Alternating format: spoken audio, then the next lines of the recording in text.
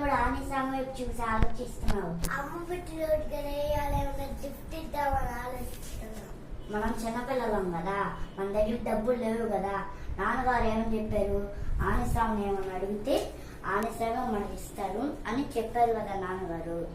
సరే కొలిద్దామా?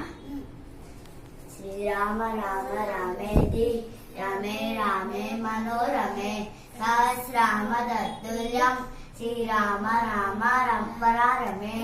శ్రీరామ రామ రామేతి రమే రామే మనోరమే సహస్రామ తత్తుల్యం శ్రీరామ రామ వరారమే. శ్రీరామ రామ రామేతి